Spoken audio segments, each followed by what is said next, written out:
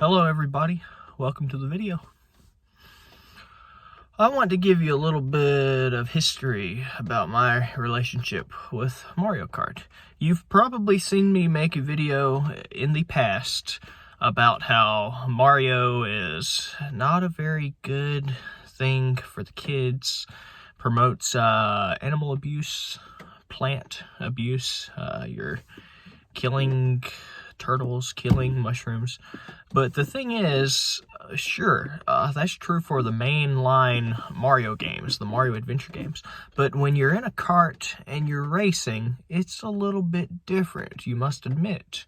If everybody's in a kart and they're all competitors and they're racing and they know exactly what they signed up for, well, then it's just a friendly, competitive sport. So Mario Kart does have my seal of approval. And the new Mario Kart Tour for the telephone is one of the greatest games ever made. If you're a true gamer, you're on this game and you're trying to win the ranked cups. And this game provides great support to my point that pay to win is the future of video games. Soon there's going to come a day where if you don't make upwards of $300,000 a year, gaming's not going to be for you. You're not going to be able to compete. Every game is going to this pay-to-win structure because it is the correct structure. It's the structure of the highly ultra-competitive gamer. Gamers, we're a different breed. A lot of gamers, they started out at maybe making $10,000 a year, maybe making $20,000 a year, maybe being homeless. But then they find the right video game. They get the right controller in their hands. Bingo. They're ready to make a living now. I know people completely destitute, eating out of garbage cans. They say, hey, you want to order a pizza? Let me go to the dump. Yeah, they were pretty bad off. And then they find the game of Pac-Man at the arcade.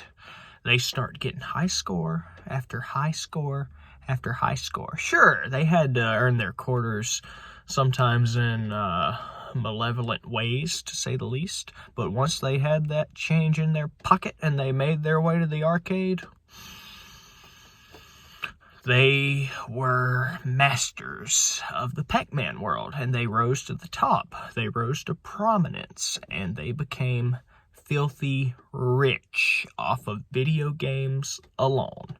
You look at a guy like, and this guy, he didn't necessarily start out just so destitute, but you look at a guy like Billy Mitchell.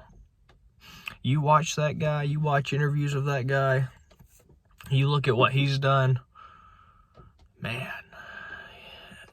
you can't come away from Billy Mitchell's story without wanting to be Billy Mitchell after you look at what he's done in his life. But Mario Kart Tour comes along.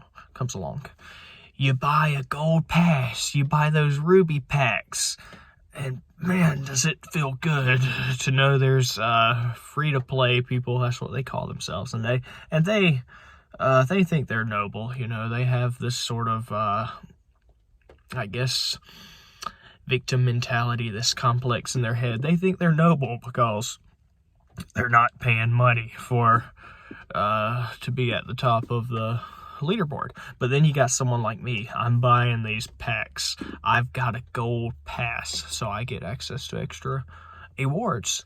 And I go in the ranked cups. I'm able to have all the best stuff. And hey, listen, you're not just paying for access to the best. Sure, you pay to be able to have that access, but then it is your own skills, my own elite skills that propel me to the top, that allow me to actually unlock that gear, because even if you pay the money and you do all the stuff, you pay all the money, still, you gotta have skill. You gotta be able to combo. You gotta be able to string together these massive combos to get the high scores on the ranked cups. And I'm able to do it. I'm able to do it like no other man I've ever seen.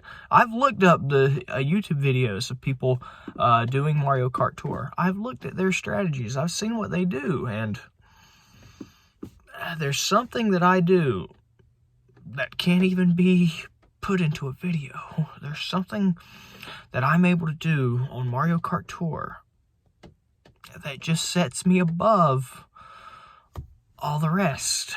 I'm the greatest player to ever play Mario Kart Tour on the telephone. I'm the greatest, okay? And there's nothing you can say, nothing you can do to take that away from me. Number one in every cup. I'm ranking up. I'm going up in tier. I'm getting up my level. I'm getting all the high end. I'm upgrading all the high end karts, drivers, gliders, figuring out strategies people never even thought existed, figuring out shortcuts people never thought existed, stringing together combos that defy physics, that shouldn't even be able to be done in a video game. The code shouldn't even allow for the stuff that I'm doing. So yeah, I take this pretty seriously. And when people say that things are pay to win, and they say it dismissively and they act like it's ruining gaming, I have nothing but contempt and scorn for people that say things like that, because they don't understand the trajectory of gaming. They don't understand the future of gaming. They haven't studied gaming. They don't know where gaming started. They don't know where gaming's going. They don't even